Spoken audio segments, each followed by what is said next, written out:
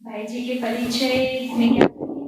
भाई जी को सभी जानते हैं। भाई साहब परिचय के मोहताज तो नहीं है, परंतु फिर भी आध्यात्मिक यात्रा उनकी हमने देखी। थोड़ा सा उनकी यात्रा और किन किन बातों से रिच है वो हम थोड़ा सुनकर फिर भाई जी की वाणी से लाभान्वित होंगे। वर्तमान समय भाई साहब ब्रह्मा कुमारीज के एडिशनल सेक्रेटरी जनरल हैं। ब्रह्मा कुमारीज माउंट आबू फाइनेंस एवं अकाउंट्स के हेड हैं। ब्रह्मा कुमारीज के चीफ स्पोक्स पर्सन हैं। राज्य एजुकेशन एंड रिसर्च फाउंडेशन के सेक्रेटरी और ब्रह्मा कुमारीज के दिल्ली एनसीआर जोन के डायरेक्टर इंचार्ज हैं। हम सभी जानते हैं Om Shanti retreat centre ORC Gurgaon के भाई साहब प्रिंसिपल एडवाइजर हैं। वैसे तो भाई साहब चार्टर्ड अकाउंटेंट है और बहुत ही छोटी आयु में ही भाई साहब ने अपना जीवन संपूर्ण रूप से इस आध्यात्मिक मार्ग में समर्पित किया। भाई साहब देश विदेश में 5 द्वीपों में अपनी आध्यात्मिक ऊर्जा फैलाते रहे हैं, जिसकी व्याख्या करना सूरज को दिए दिखाने समान है। तब ज्यादा समय ना लेते हुए हम सभी भाई साहब से अनुरोध करेंगे कि वे अपनी ज्ञान युक्त वाणी से हम सभी को लाभान्वित करें। आदरणीय भ्राता राजयोगी विष्णुहर भाई साहब।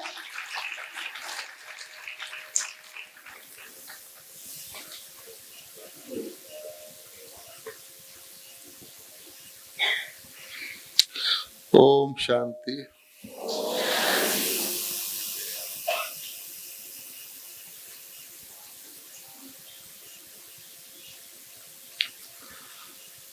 राजयोगिनी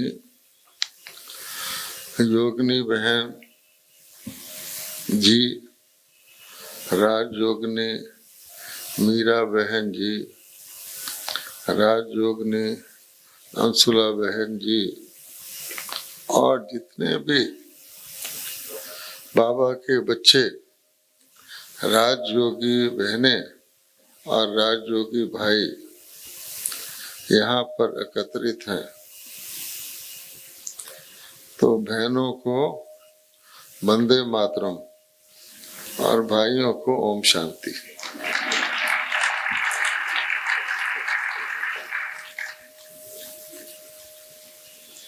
आज हम यहाँ सारे विश्व के ऊपर जो सबसे बड़ी आवश्यकता है दया की, उसके बारे में कुछ शिव बाबा के ज्ञान के अनुसार लेन देन करते हैं। पहली बात यह है कि दया की आवश्यकता आज सबको है, इसलिए सबके ऊपर दया करने वाला अर्थात सर्वोदया करने वाला कौन हो सकता है। हम किसी पर लिमिटेड दया करें, फिर हम फिर भी किसी से दया मांगे, तो सीधा ही क्यों ना ये सोचें कि दया करने की क्षमता या शक्ति सबके ऊपर किसके पास है। तो आप जानते हैं सत्यम शिवम सुंदरम, और उसमें क्या कहते हैं, दया करो, अर्थात सर्व के ऊपर दया करने की, जिसको कहते हैं भाव रखने वाले और उस दया की क्षमता करने वाले, और बार बार नहीं, एक ही बार सब प्रकार की दया करने वाले, उनके अगर हम उनकी तरफ हो जाएं, अर्थात उनके साथी बन जाएं, या उनके जो वो कहते हैं उनके वाहक बन जाएं, तो हम कुछ दया कर सकते हैं।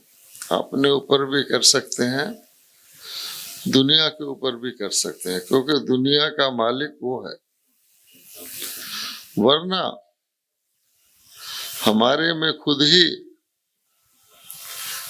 किसी न किसी प्रकार की दया की जरूरत है, और अगर दया कर भी दी तो किसी एक जीवन के क्षेत्र में कर देंगे और थोड़ी देर के लिए करेंगे, क्योंकि आज के मानव पहले तो शरीरों को देखते हैं, तो शरीरों के अनुसार ही दया करने की सोचते हैं, तो उनकी दया भी ज्यादातर शरीरों के लिए ही होती है, तो शॉर्ट लिव्ड होती है, और उससे कोई कंप्लीट दया का पात्र बन के खुद भी दया करने योग्य बन जाए, ऐसा नहीं होता। कारण के समय का प्रभाव है, कलयुग है, घोर कलयुग है। अब देखिए, म्युनिसिपैलिटी दया करके हमारे ऊपर रोज कितना कचरा साफ करती रहती है। वो करती है, अगले दिन फिर इकट्ठा हो जाता है, वो चलता है साइकिल। सागर है बॉम्बे के पास, दया करके बहुत सारा वो भी ले जाता है, फिर भी वो खत्म नहीं होता। लिखा रहता है स्वच्छता स्वास्थ्य के लिए आवश्यक है, लेकिन बस आवश्यक ही है, फिर भी हॉस्पिटल है, सब है।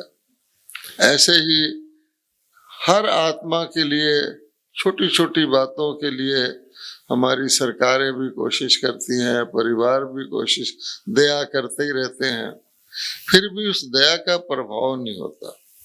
इसलिए सबसे पहले जो निर्दयी है, जिसने हमें जरूरतमंद बनाया, दया के पात्र बनाया, क्यों ना उसका खात्मा कर दिया जाए, ताकि किसी को दया की जरूरत ही न रहे। और भगवान कहते हैं, बम्बे को कौन सी नगरी कहा जाता है? हाँ, आप जानते हैं ना? अच्छा, खुशी की बात है कि बॉम्बे नगरी में ही भगवान ऐसी आत्माओं को रखता है जो उसको जीत सके, क्योंकि जहाँ शिकार होगा वहां शिकारी जाएगा। और आप में से बहुत सारों ने आज की मुरली पढ़ी होगी कि वो जो शत्रु है उसका नाम केवल भारतवासी जानते हैं, औरों को तो उसका नाम भी नहीं पता।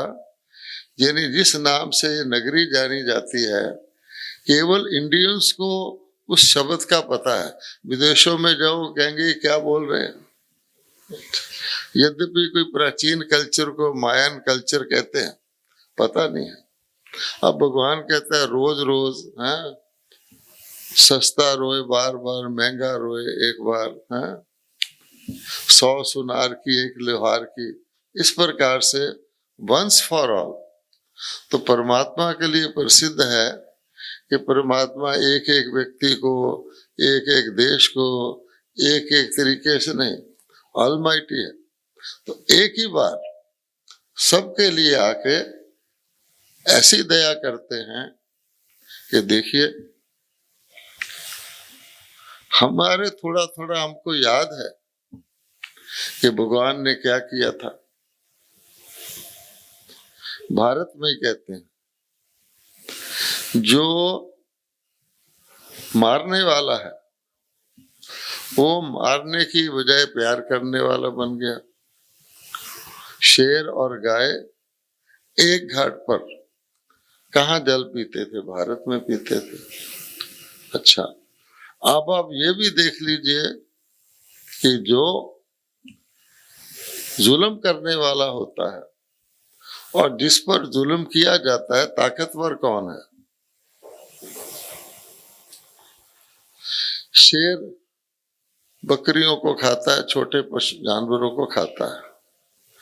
वो छोटे जानवर आज भी बहुत संख्या में है, और शेर बेचारा जो है, उसकी नस्ल को बचाने के लिए गवर्नमेंट ने बजट में पैसा रखा हुआ है कि शेरों को खत्म ना हो जाए दुनिया से। आप सोच सकते हैं कि ज्यादा ताकतवर चीज कौन सी हुई। इसलिए लोग काइंडनेस को, कंपैशन को कमजोरी समझते हैं आजकल, क्योंकि उनकी समझ ऐसी है। वो समझते हैं कि इसका ऑपोजिट है वो शक्ति है, और आज दुनिया में यही हो रहा है। लेकिन फाइनली भगवान कहते हैं कितने भी शक्तिशाली बन जाओ, सुपर पावर बन जाओ, सारी दुनिया के ऊपर कोई राज नहीं कर सकता बाहुबल से। सारी दुनिया पर राज अगर किया है तो अहिंसा वालों ने किया, दया वालों ने किया। आप जानते हैं भारत अहिंसा परमो धर्म हमारे लिए पार्लियामेंट में लिखा हुआ है। आज भी हम कहते हैं कि भारत के बापूजी ने सत्य और अहिंसा के आधार पर एक शक्तिशाली विदेशी साम्राज्य से आजादी पाई। एग्जाम्पल तो है, लेकिन ये लिमिटेड है। कई लोग ये क्वेश्चन करते हैं कि अगर हम दयालु बन जाएंगे, हमारे सोमनाथ के मंदिर को देखो लूट के ले गए हैं, अगर हम शक्ति ना रखें तो आजकल ये विचारधारा भी है, शस्त्र और शास्त्र दोनों साथ रखो, हैं, दया भी करो और परमाणु शस्त्र भी बना के रखो, वरना क्या पता। अच्छा, तो इसको कहते हैं इनकम्प्लीट, कि जिसको कहते हैं ना नियम हकीम, ना इधर के ना उधर के। तो ना आपका शस्त्र मदद करेगा ना शास्त्र करेगा। विद्वानों ने कहा है कि जैसे सूर्य के आगे अंधेरा आ ही नहीं सकता, इसी प्रकार से संपूर्ण अहिंसक के आगे हिंसा आ ही नहीं सकती। सवाल ही नहीं पैदा होता कि उसको ऐसी परिस्थिति का सामना करना पड़े। अगर अधूरे हैं कि ठीक है हम दया करेंगे, परंतु देखना बस फिर गया। इसलिए देवी देवताओं की जो भगवान दुनिया रचते हैं, अब आप देखिए एक ही बार परमात्मा है, उसको दया आती है कि देखो मैंने अपने बच्चों को नई दुनिया बना के दी, पैराडाइज बना के दिया, जिसको स्वर्ग, वैकुंठ, बहिश्त, जन्नत बहुत नामों से याद करते हैं। कहते हैं कि वहाँ देवी देवता राज्य करते थे, रहते थे, आराम से रहते थे, सब कुछ था। किसी की भी आयु जरा सी भी कम नहीं थी। आज भी उसका यादगार है। कोई व्यक्ति ओल्ड एज पर, बहुत ओल्ड एज पे शरीर छोड़ता है तो उसकी अर्थी नहीं कहलाती, उसको विमान कहते हैं। फूल से सजाते हैं, पैसे डालते हैं, बताशे करते हैं। लेकिन आजकल तो लंबी आयु भी एक प्रॉब्लम है। लेकिन सोचिए कि आप रात को सोए, सुबह आंख खुली, इस प्रकार से शरीर छूटे और नया जन्म मिल जाए तो क्या कैसा होगा। भगवान ने तो परफेक्ट वर्ल्ड रची होगी। फिर सारी लाइफ किसी को किसी प्रकार का भी मानसिक, शारीरिक, दैहिक, दैविक, भौतिक तापा कुछ है ही नहीं। प्रकृति बड़ी सतो प्रधान। अच्छा, हर चीज परफेक्ट। कहा जाता है कि भगवान ने जो दुनिया रची उसमें हर चीज ठीक समय पर, ठीक स्थान पर और ठीक विधि से होती थी।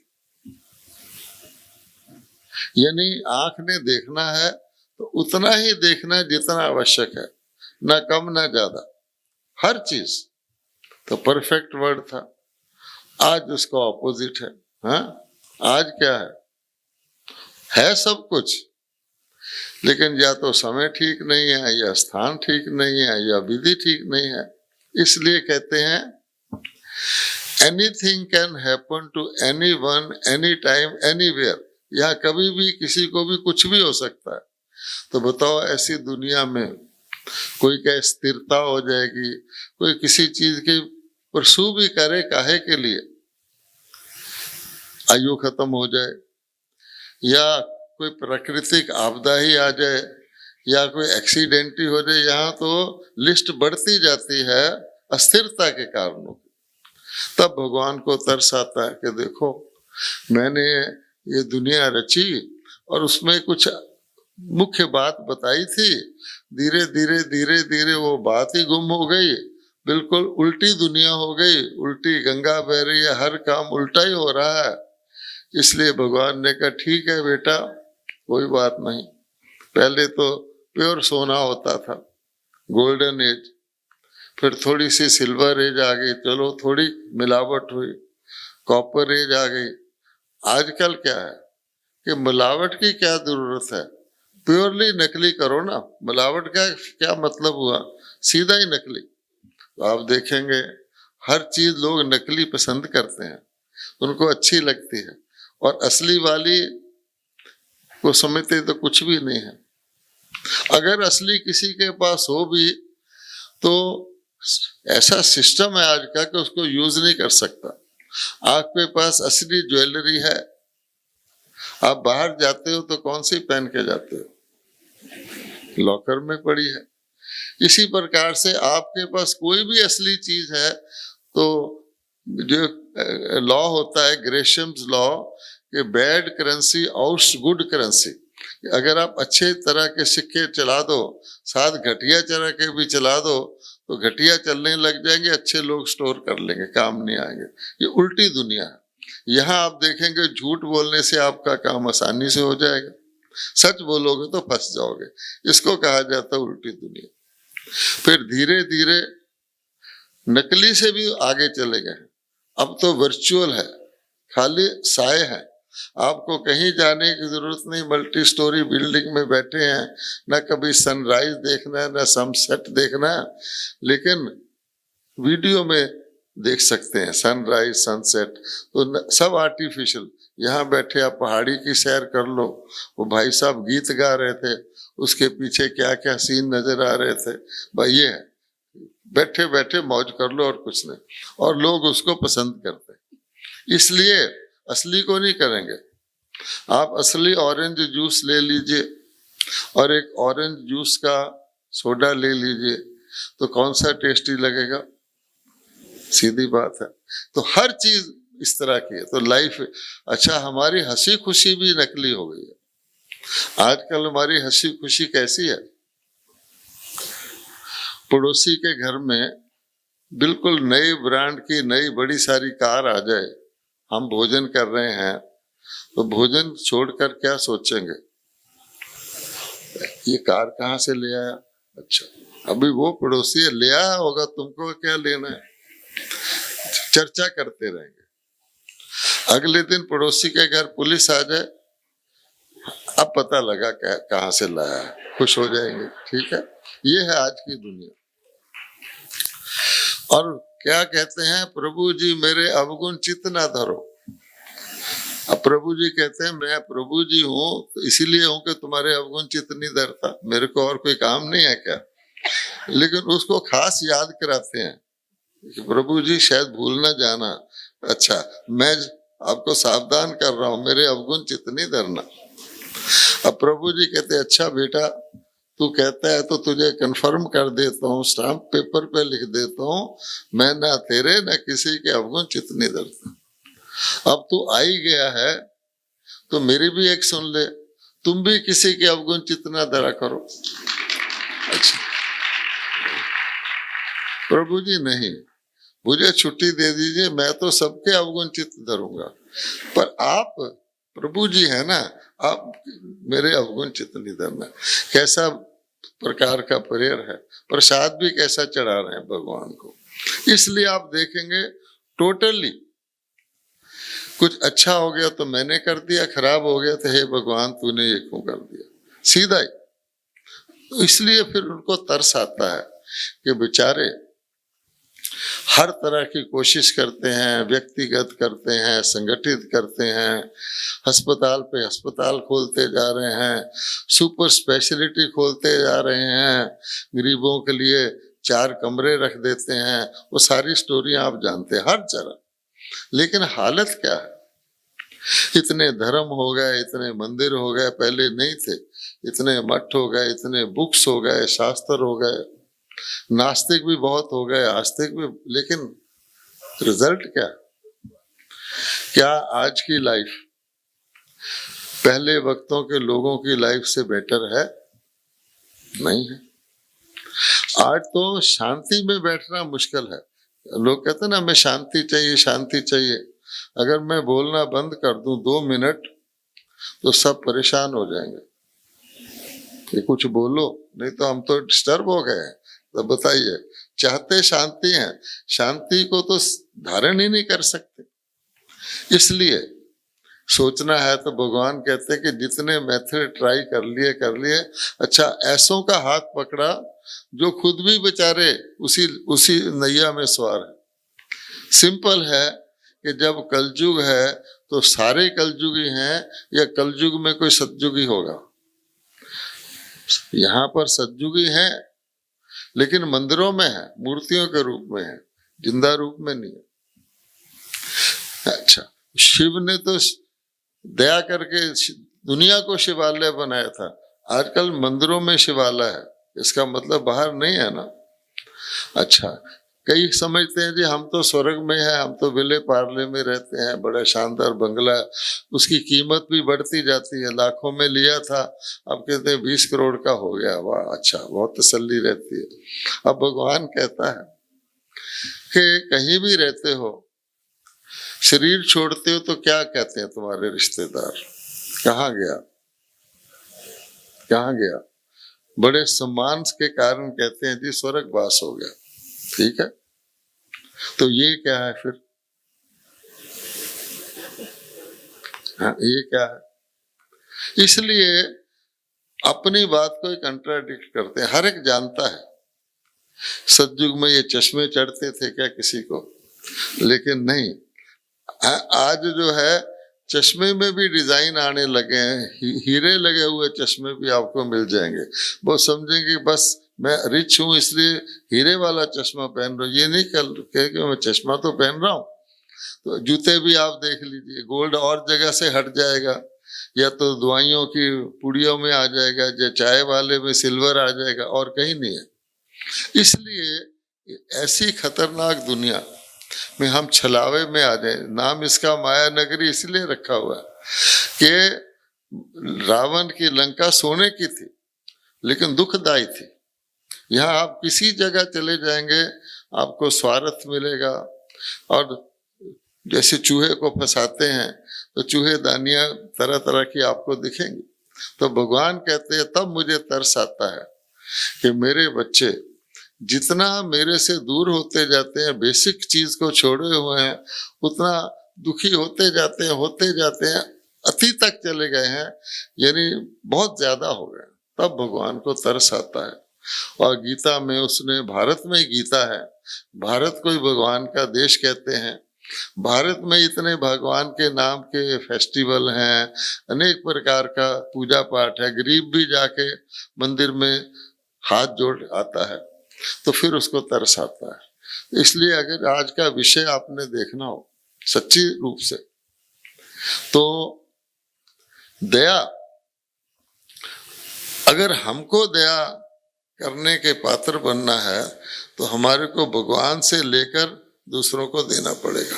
पहले तो हमारे अपने ऊपर हम दया करें, समझ में आए।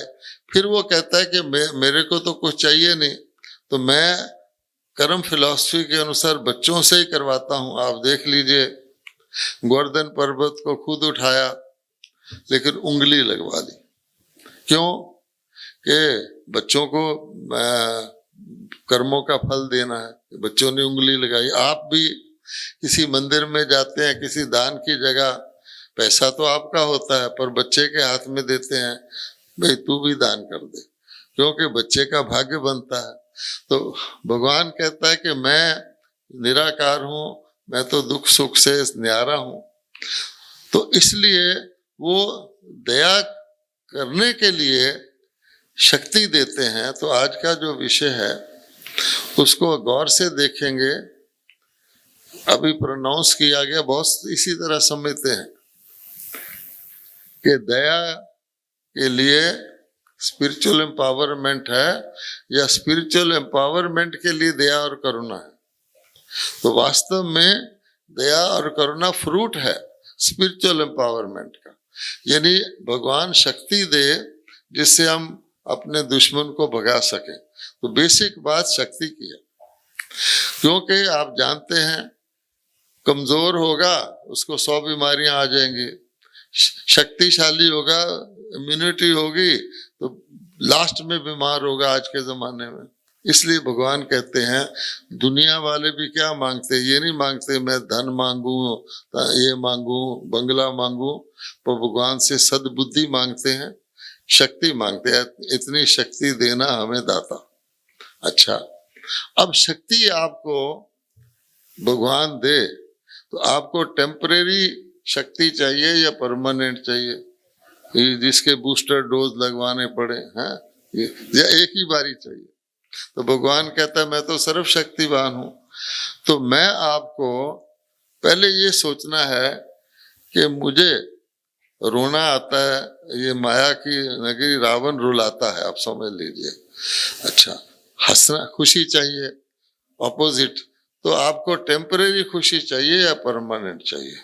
तो सब कहेंगे परमानेंट चाहिए। तो कहाँ रखोगे? अगर आपको भगवान आज परमानेंट शक्तिशाली बना दे, क्योंकि ये शरीर तो थोड़ी देर के लिए, अगले में भी चाहिए, अगले में भी चाहिए, वो तो एक बार ही आएगा। तो कहाँ रखेंगे आप? कहाँ रखेंगे? तो जरूर ऐसी जगह रखेंगे जो परमानेंट है। वो कौन सी चीज है? वो है आत्मा। तो इसलिए भगवान आके गीता में पहले पहले आपको क्या सिखाते हैं कि पहले एक लॉकर तो खरीद लो जिसमें रखोगे। इसलिए वो कहते हैं कि पहले अपने आप को आत्मा मानो।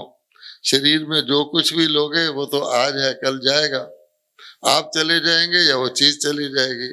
तो पहले पहले वो कहते हैं कि मैंने पहले भी जब आपको ऐसी दुनिया, ऐसी दया करी थी जो बहुत युगों तक चली, वो उसके लिए पहले ये कहा था उस चीज में रखो, चाहे परमाणु शस्त्र चल जाए, चाहे अर्थक्वेक हो जाए, चाहे सारी बिल्डिंगें ढह जाए, शरीर भी चला जाए, वो चीज आपकी कायम रहनी चाहिए।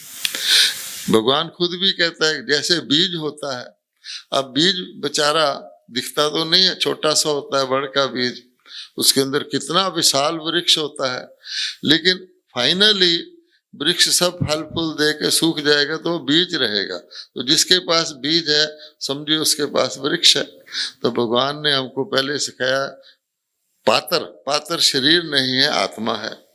अब वो कहता है जो पातर है जैसे उसके अंदर भी आप ऐसी चीज डालो जो ठीक तरह रह सके। आज क्या है, आपको पहले तो चीजें कोई ना कोई कम जास्ती होती है, अब सारी लाइफ में इकट्ठी करते रहो, फिर रखोगे भी जहां आपको उसका सुख नहीं मिलेगा। मान लो आपने धन इकट्ठा कर लिया, आपको डायबिटीज हो गया, आजकल ऐसा ही होता है, या कुछ हार्ट की बीमारी हो गई या कुछ हो गया, तो धन क्या करेगा? आपका ड्राइवर रसगुल्ले खा रहा है, आप सारी दुकान खरीद सकते हैं, पर आप देखते रहते हैं डॉक्टर ने क्या हुआ है देख ले, अच्छा तो गए। इसी प्रकार से पहले तो उस जो भगवान दे उसको भोगने के लिए भी तो व्यक्ति के अंदर ताकत चाहिए। आपको सुख तो दे दे, ले आप भोग ना सके, इसलिए भगवान कहता है कि मैं पहले आपको एम्पावरमेंट करता हूँ। तो ये जो एम्पावरमेंट है इसके साथ स्पिरिचुअल शब्द लगा हुआ है, आप गौर से देखना।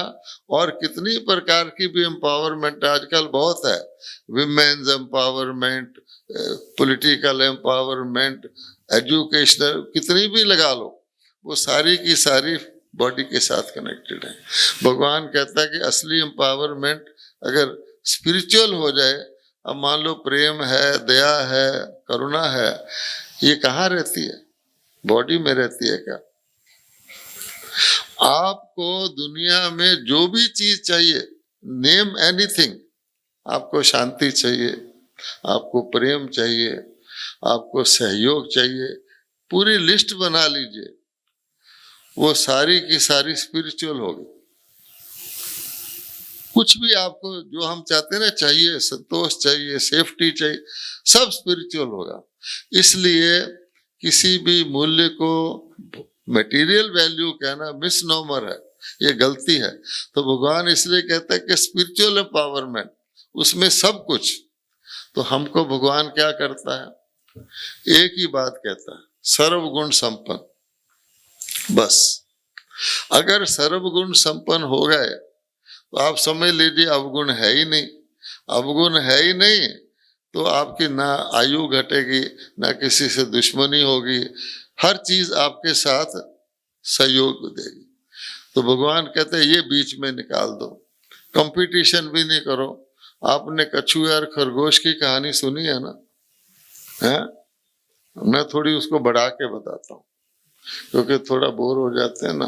अच्छा, आपको पता है कछुए और खरगोश की जब रेस हुई तो कौन जीता? कौन जीता?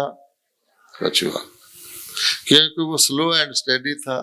खरगोश को जरा घमंड था, मैं तो 4 कदम में इसको हरा दूंगा, बीच बीच में लापरवाह हो गया। अब जीत गया तो खरगोश ने कहा नहीं, दूसरी बारी ट्राई करेंगे। है? ऐसा नहीं है कि तुम एक विन से विन करो, सेकंड इनिंग्स भी होगा। अच्छा, अब खरगोश ने ध्यान रखा कि मैं सोऊंगा नहीं, मैं तो वैसे तेज स्पीड वाला हूं, बहुत ध्यान रखूंगा। तो कौन जीत गया दूसरी बारी? खरगोश जीत गया। अब कछुए ने कहा ये 0 नहीं चलेगा, अब मैं तीसरी बारी चलूंगा, रेस करूंगा, लेकिन रूट बदल दो। तो कछुए ने चालाकी से, बीच में एक झील थी पानी की, क्या इस रूट से जाएंगे। अब खरगोश तो तैर नहीं सकता था, उसको लंबा करके आना था, तो कछुआ जीत गया। स्पीड स्लो थी लेकिन उसने कहा इसके अक्रॉस जाना। जैसे आपको पता है गणेश और उसके भाई की कहानी है। अब जीत गया। खरगोश को फिर गुस्सा आया, कहते ये क्या हुआ? फिर दोनों ने सोचा हम आपस में झगड़ा करते हैं, ऐसी रेस करो जो दुनिया में कोई जीत ही ना सके। तो उन्होंने सुलह कर ली कि लैंड पर खरगोश के ऊपर कछुआ बैठ जाएगा और पानी में कछुओं के ऊपर खरगोश बैठ जाएगा। तो इतने रिकॉर्ड टाइम में उन्होंने रेस जीती कि आज तक उसको कोई जीत नहीं सका। अब भाव क्या हुआ कि उन्होंने कंपटीशन छोड़ दिया। अच्छा, आज की दुनिया में भी है जिंदगी बहुत आसान। कोई ब्रह्मा कुमारी से पूछे, लोग आके यही कहते हैं इनके पास कोई बैंक बैलेंस होंगे, इनका चेहरा देखो ना कैसा है। अच्छा, क्या है इनके पास? अच्छा, वो देखता रही। आजकल तो, पहले तो जरा कम था, एयरपोर्ट पे जाओ, कहीं जाओ, ब्रह्मा कुमारी होंगी तो दूर खड़े ऐसे ऐसे आपस में बात करेंगे, ये ब्रह्मा कुमारी है। ब्रह्मा कुमारी को पता तो लग जाता है कि मेरे लिए बोल रहे हैं। क्या चीज है? अब सिंपल बात है, आपने बॉम्बे में तो फिल्म में प्रोड्यूस होती हैं, एक फिल्म का हीरो एक्टर वो कहलाता है जो हर प्रकार का रोल कर ले। ठीक है, अब किसी एक्टर को आपने एक फिल्म में राजा बना दिया, अब वो राजा से भी अच्छा राजा का रोल करता है। दूसरे फिल्म में उसको डॉक्टर बना दिया तो डॉक्टर से भी बढ़िया वो डॉक्टर दिखता है। तीसरे में उसको मान लो पोर्टर, कुली बना दिया तो कुली से भी अच्छा कुली दिखेगा। लोग पैसा खर्च के उस कुली को देखने जाते हैं। कुली तो बहुत होते हैं रेलवे स्टेशन पर, डॉक्टर भी बहुत होते हैं, लेकिन उसकी अदा होती है। अच्छा, अब बताइए कि उस एक्टर को जो पेमेंट मिलता है वो राजा के लिए ज्यादा मिलता है, डॉक्टर के लिए उससे कम मिलता है, और कुली जैसी तनख्वाह मिलती है उसको या बराबर मिलता है? क्या ख्याल है? बराबर मिलता है? उसकी जो ताली बजती है, एप्रिसिएशन होता है, वो राजा इसलिए ज्यादा होता है, कुलिया इसलिए कम होता है, ये परफॉर्मेंस पर होता है। तो ताली भी बराबर बजती है और पैसा भी बराबर मिलता है। उसने कभी सोचा कि मैं कुली हूं जब वो एक्टिंग करता है? वो तो जानता है मेरा घर जूहू बीच पर है, मैं अलग बंदा हूं, ठीक है। अब आप बताइए, वो तो 3 घंटे का एक्टर है, हम तो रियल लाइफ एक्टर हैं। अगर किसी ने हमको झाड़ू लगाने को कह दिया तो हम जमादार बन गए क्या? जब मोदी जी झाड़ू लगाते हैं उसको तो वीडियो लोगों को वायरल करते हैं, देखो मोदी जी झाड़ू लगा रहे हैं। अगर हम यही समझे कि हम अपने स्टेटस में हैं, हम फलाना एक्टर हैं, मुझे रोल मिला हुआ है, तो आपकी अप्रिसिएशन होती कि नहीं होती? इसलिए आप बताइए कि रोल से क्या फर्क पड़ता है? आपकी स्थिति जो है वो अगर टॉप की है, पहले ब्राह्मण लोग चोटी रखा करते थे, अब वो काट दी है, टॉप मैंने ऊंची स्थिति है, तो आपको क्या तकलीफ है? एक यानी रबिश जिसको कहते हैं खाद होती है, उसमें गुलाब का बीज डाल दो तो फाउल स्मेलिंग उस कंपोस्ट से भी वो खुशबूदार गुलाब पैदा कर देता है। तो क्या हम इस दुनिया में जैसा बीज होगा, मिर्च के बीज से मिर्च निकलता है, आत्मा आपका बीज है, क्या आप इस खराब दुनिया से अच्छी चीज एक्सट्रैक्ट नहीं कर सकते? डेफिनेटली कर सकते हैं। इसलिए सिर्फ, और अगर हम नहीं करेंगे तो कहा जाता है सकल पदार्थ हैं जग माही, भाग्यहीन सुख पावत नाही। तो या तो पदार्थों की कमी होगी या पदार्थों को आप भोग नहीं सकेंगे, तो फायदा क्या हुआ? गिनती करते रहे।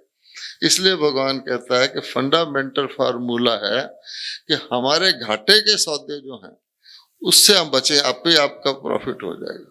तो घाटे का सौदा यही है, हम खाम का 5 तरीके भगवान ने बताए हुए हैं कि अपने आप को रॉन्ग आइडेंटिफिकेशन से 5 बीमारियां पैदा हो जाती है। आप सब बीके हैं, जानते हैं। जो ही अपने आप को पहले आत्मा समझते थे, प्योर आत्मा थे, तो आप स्वर्ग में थे। भगवान ने वो रचा था, वो भी परमात्मा है, वो कोई शरीर नहीं है। जब अपने को शरीर मानना शुरू किया तो भगवान भी शरीर वाले बना लिए कि जैसा बंदा वैसा ही भगवान चाहिए उसको। अच्छा, अब शरीर तो मृत्यु को प्राप्त होता है। किसी भी देवता के शरीर को आप भगवान मान लो, उसकी आयु तो होगी, वो जन्मेगा भी, शरीर भी छोड़ेगा, आज तो नहीं है, तो उसके आपकी कनेक्शन कैसे जुड़ेगा? फिर बॉडी मानने से उल्टी गंगा या कोई कार्ट बिफोर द हॉर्स कर ले तो 5 बीमारियां पैदा हो जाती हैं। वो अंदर ही अंदर है। आपके अंदर काम वासना पैदा हो जाएगी, क्रोध पैदा हो जाएगा, लोभ मोह अहंकार। अब आप लाख यत्न कर लो, किसी के अंदर भूत आ गया, अब उसको खाना खिलाओगे तो भूत खाएगा कि वो आप खाएंगे, है ना? क्रोध खा जाएगा उसको। जो भी आप चीफ जस्टिस बन जाओ, अगर आपके अंदर क्रोध है वो आपको वहां भी परेशान करेगा। तो परेशान तो क्रोध कर रहा है ना, कोई रिश्तेदार कोई भी होगा तो आपका वो प्रकट हो जाएगा।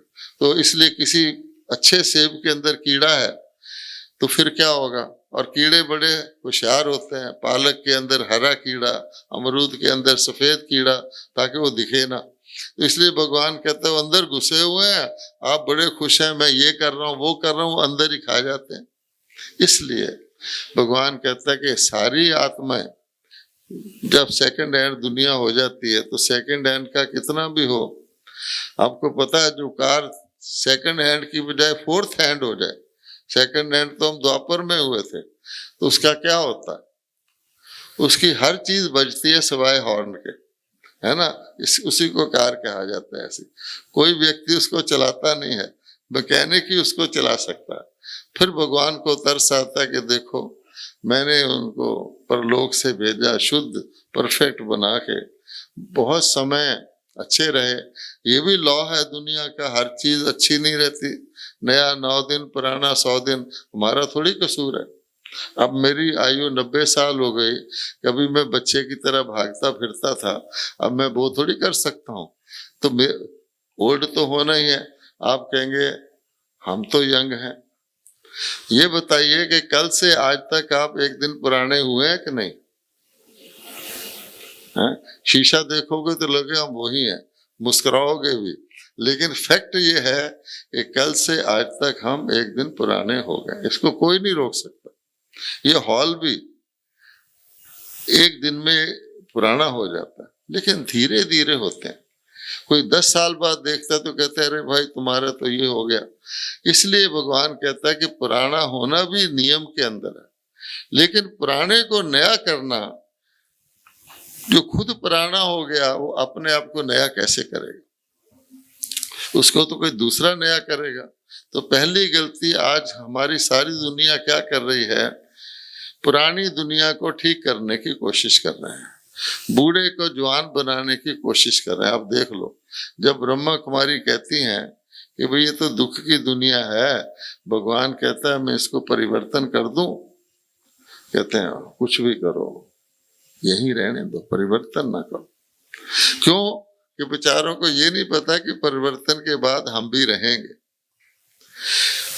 आपको पता है कि भगवान ने हमको ज्ञान दिया हुआ कि एक्यूरेट हर चीज है, उसमें आप फॉल्ट फाइंड नहीं कर सकते।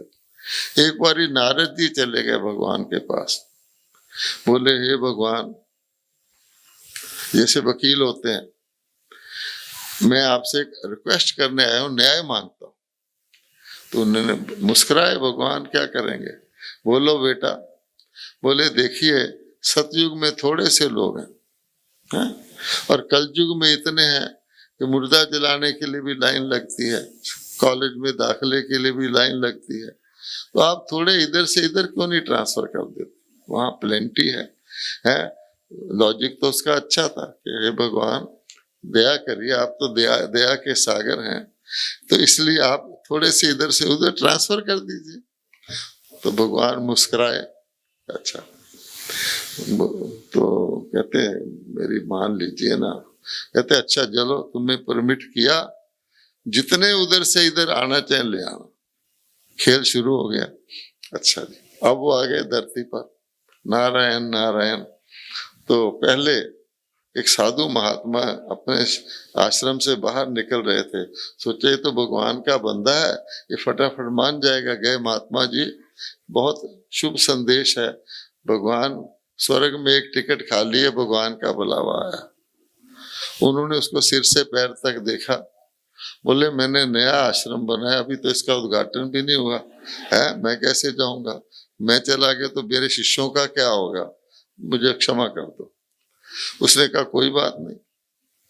अच्छा, फिर एक सेठ जी के पास चला गया, वो 2 नंबर के नोट गिन रहे थे दुकान के पीछे बैठे हुए, वहां पहुंच गया, नारायण नारायण। उन्होंने उसको सिर से पांव देखा, तुम यहाँ कैसे आ गया? तो उसने वही बात रिपीट की। तो कहते जा जा, हैं मैं पुलिस में रिपोर्ट कर दूंगा, यहाँ से फौरन खिसक जा, मैं कहीं जाने वाला नहीं, मैंने अपने नोट कल बैंक में जमा कराना है। ऐसे कई जगह गया। अब बेचारे को डर लगने लग गया कि भगवान ने जो कहा था कि लिया, मैं तो किसी एक को तो ले जाऊं। आखिर करते करते एक बुढ़िया के थी बेचारी, वो कह रही थी हे भगवान मुझे उठा ले, हे भगवान मुझे उठा ले। कहता एक तो ले जाऊं, वहां चले गया। अब उसने कहा माता भगवान ने तेरी सुन ली है और मुझे भेजा है, तुम स्वर्ग में चल सकती है। माता ने उसके सिर से पांव तक देखा, कहती है मैंने अपने पोते की शादी करनी है, ये करना है, जो होता है। वो क्या माता चल पड़, तू तो कह रही थी। कहती वो तो मैं नकली कह रही थी। बहुत बोला तो कहता है मैं ही रह गई हूँ, किसी और जगह जा। तो अब वो बेचारे को समझ में आ गया कि भाई जो भगवान ने किया वो ठीक ही किया है, जिस कंपार्टमेंट की आत्मा है वैसे ही जाएंगी। इसलिए भगवान कलयुग में आके देखते हैं। अब मैसेज तो उनका सबके लिए है, परंतु उनको ये पता है, जैसे आप किसी पार्टी के मौके पर ट्रे में रख करके स्वीट्स रसगुल्ला वगैरह रख के हर एक को ऑफर करते हैं, आजकल पर्सनली करते हैं कि रिस्पेक्ट देने के लिए। तो कई कहते हैं नहीं नहीं, वो ना क्यों कर रहे होते हैं, उसको रसगुल्ला खाना मना है डॉक्टर की तरफ से। अब ऑफर तो हो रहा है लेकिन वो ले ही नहीं सकता। अब है सर्वगुण संपन्न बनना है, वो तो मीठी चीज है। अब किसी को उसका टेस्ट ही नहीं है, जिसने रोज झगड़ा करना है, लड़ाई करना है, उसको तो फिर कहेगा मुझे कलयुग में भेज दो। कोई वकील है मान लो, क्षमा करना, कहेगा भगवान सतयुग में कोर्ट होती है, कहेगा नहीं फिर तो मैं नहीं जाता। तो आप समझ गए। तो कहने का भाव ये है अपने आप ही। इसलिए उसको पता है कलयुग में तो सारे आ गए, लेकिन वहां कौन जाएगा। तो इसलिए फिर वो उनको, परमात्मा को तो सतयुग में जाना नहीं, वो तो फॉर्चून देता है, फिर वो ऐसी आत्माओं को चुनता है। तो इस हाल में कौन सी आत्माएं बैठी हैं बताइए। हाँ आप, अच्छा, तो इसलिए ये भी दिल पर हाथ रख के सोचना है कि अभी मान लो भगवान कह दे इस हॉल से निकलने से पहले पहले आपको सतयुग में आ जाना है, तो अब तैयार हो जाओगे या कहोगे ठहरो मैं थोड़ा सा काउंट क्लोज करके आऊं। इसलिए भगवान कहते हैं एवर रेडी भी रहना, मालूम नहीं है ना, क्योंकि जैसे होता है ना इतनी जगह से रास्ता निकलना है, ये तो पूरा घूमना पड़ेगा।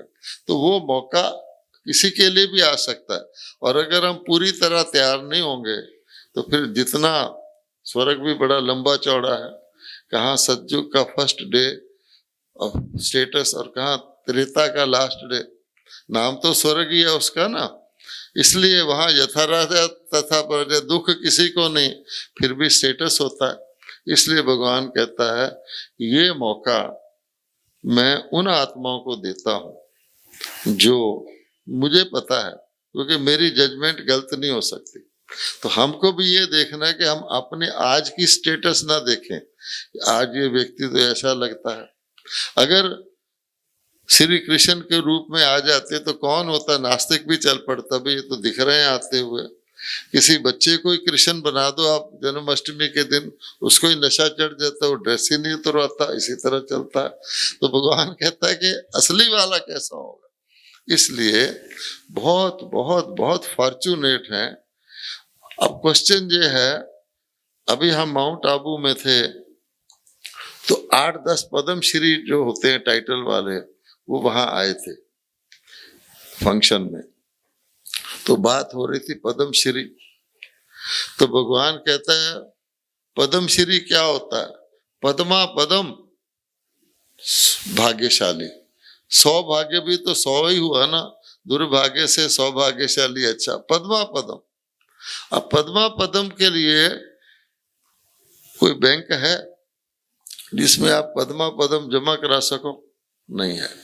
अब भगवान कहते हैं मेरी इनकम का तरीका बड़ा शानदार है, एक के साथ आप शिव कहो 10 हो गया, दूसरा शिव कहो 100 हो गया, तीसरा कहो 1000 हो गया। अगर आपने 10 बिंदियां लगा ली तो आपकी तो गिनती खत्म है ना। मैं चार्टर्ड अकाउंटेंट होकर यहाँ क्यों आया, तो वहां तो उल्टा हिसाब था, लेने वाले को फायदा है, देने वाले को नुकसान है। यहाँ मैंने सीखा कि देने वाले को फायदा है, लेने वाले को नुकसान है। मैंने कहा छुट्टी। अच्छा, फिर गिनती कैसे करेंगे, वहां तो अकाउंट का शब्द ही नहीं है, अनकाउंटेबल जिसको कहा जाता है, बिंदियां लगाते जाओ, ये सब जानते हैं। आज मैं आपको एक और बात अच्छी सुना रहा हूं, गौर से सुनिए। बिंदी लगा के आपका बढ़ता है, ये तो ठीक है। अगर आपके पास 100 है और 100 में आपने एक बिंदी लगाई तो कितना हो जाएगा, 1000, है ना, ठीक है। 1 लाख है, उसके साथ बिंदी लगाई तो कितना हो जाएगा, 10 लाख। अगर 1 करोड़ है, उसके साथ बिंदी लगाई तो कितना हो जाएगा। तो बिंदी की वैल्यू चेंज होती है कि नहीं। 100 में बिंदी लगाओगे तो कितना फायदा होगा, और करोड़ में बिंदी लगाओगे तो कितना फायदा होगा। तो दादियों की लगी हुई बिंदी, उसकी वैल्यू कितनी है। और अगर हम साधारण बिंदी लगाएंगे, बड़ी खुशी है कलयुगी लोगों से, हम अच्छे हैं, देखो जी उनके शौक हो जाता है, हम तो कोई फीलिंग नहीं आती, मरे मम्मा अम्मा मरे तो भी हलवा खा लेते हैं, ये कोई खास बात नहीं है। इस वक्त कोई गोल्ड माइन पे जाए और जेब भर के ले आए या झोली भर के ले आए, उसको अक्लमंद कहेंगे। भगवान कहते थोड़ा सा प्राप्त किया, इसलिए कहते हैं जमा करो, जमा करो। जितना आप जमा करेंगे आपकी बिंदी की वैल्यू बढ़ती जाएगी। तो इसलिए क्योंकि हमको कितना चाहिए, कितना चाहिए, 21 पीढ़ी। ये संगम का युग ही हमको 10 साल ही सोचते बहुत लंबे हो गए, ये तो कलयुग के साल हैं। 21 पीढ़ी के लिए कितना चाहिए, परंतु इसमें पक्का विश्वास चाहिए। आजकल आपको पता है दुकानदार सेल करने के क्या थे ना, बाई 1 गेट 1 क्या फ्री। अच्छा, कई फिर ज्यादा प्रलोभन देते हैं। जहां तक बाई 1 गेट 3 फ्री है तब तक तो लोग सोच लेते हैं। कोई कह दे बाई 1 एंड गेट 21 फ्री तो कहेंगे माल ही ठीक नहीं होगा, फ्री 21 साथ दे रहा है ना। अच्छा, इसलिए भगवान कहता है कि बाई 1 21 फ्री उनके दिमाग में नहीं आता, तो सोच ही नहीं सकते कि ऐसा हो सकता है, इसलिए वो फिर सौदा नहीं करते। कहते हैं एक साइकिल रिपेयर करने वाला था, उसकी 2 करोड़ की लॉटरी निकल गई। अब उन्होंने सोचा इसको सीधा बताएंगे तो शायद इसका हार्ट ही फेल हो जाए, क्योंकि 2 करोड़ तो उसको गिनती भी नहीं आती थी। तो उन्होंने एक बहुत इंटेलिजेंट व्यक्ति भेजा कि इसको धीरे धीरे तैयार करो फिर इसको देना। तो वो चला गया, लंबी स्टोरी है। उसने कहा भाई अगर तुम्हें कितना रोज कमाते हो, 200, अगर तुम्हें 500 रोज मिल जाए थोड़ा खुश हो गया। कहते मैं ऊपर छतरी लगा लूंगा ताकि धूप ना आए। फिर करते गए, फिर कहते पीछे की दुकान किराए पर ले लूंगा, और बढ़ाता गया। वो बेचारे का खून तेजी से दौड़ने लग गया, इतना इतना इतना, मैं साइकिलों मैन्युफैक्चरिंग कंपनी शुरू कर दूंगा, आदि आदि। फाइनली उसने जब 1 करोड़ तक पहुंच गया तब उसके दिमाग से बियॉन्ड हो गया। उसने कहा आधे तुम्हें दे दूंगा, उसका हार्ट फेल हो गया जो बताने गया था उसको।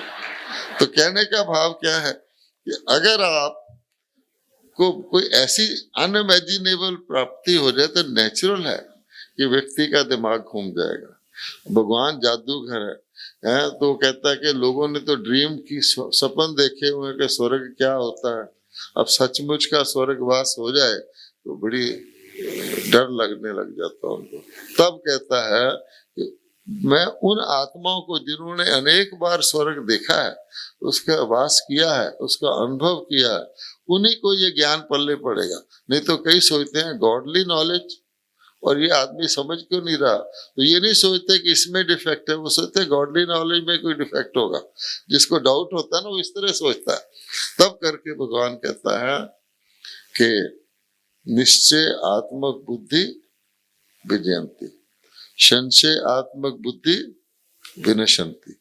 और विनाश काले साथ कहते हैं, क्योंकि किसी भी नाटक का सबसे इंपॉर्टेंट दृश्य कब होता है?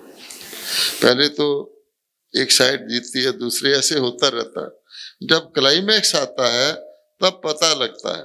कई बार मिस्ट्री होती है, फिर कहते हैं अच्छा ये सच निकला। तो भगवान कहता है विनाश काले विपरीत बुद्धि और विनाश काले प्रीत बुद्धि। कई हैं, चलते रहते हैं, अंदर कोई डाउट रहता है।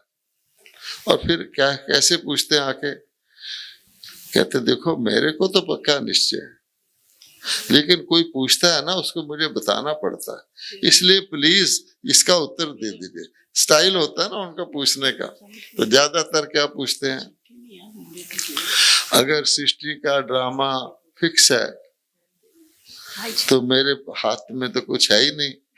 हाँ जी हो गया, अच्छा ओके, बहुत अच्छा। कई बार फिल्म का बीच में दी एंड आ जाता है, अब क्या कर सकते, कोई बात नहीं। तो ठीक है, समय कहते हैं पूरा हो गया। शुक्र है मेरा नहीं हुआ, आपका नहीं हुआ, उनका ही हुआ, अच्छी बात है। ओम शांति।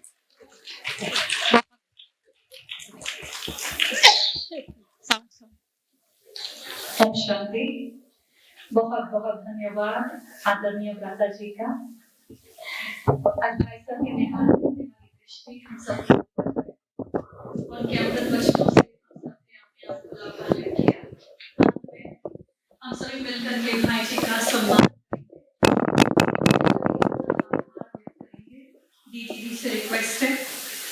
शॉल पहनाकर भाई जी का सम्मान करें।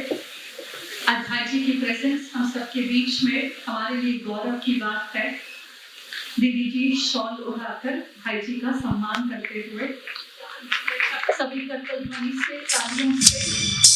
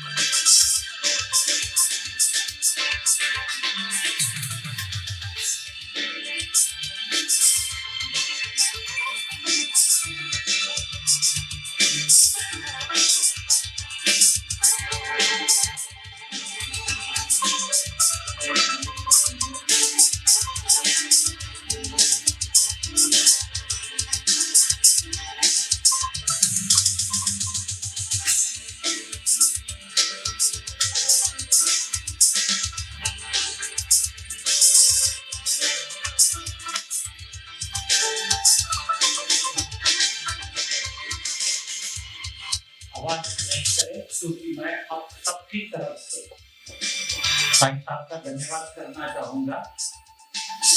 अनुभव की खान रमिका शायद आप सबने देखी और ज्ञान की वीडियो इतनी वीडियो ज्ञान हमसे तो पहले कई बार सुनी है, लेकिन काइंडनेस और कंपैशन में आप के बारे में उन्होंने जो हमें बताया, आई थिंक मैं ये समझता हूँ कि उनका धन्यवाद करने के लिए हम न्योता देंगे शिव बाबा को और ब्रह्मा बाबा को कि वो ही उनका धन्यवाद करे और हम सब साथ में मिलके ताली बजा के उनका जोर से एक लंबी ताली बजा के उनका धन्यवाद करें।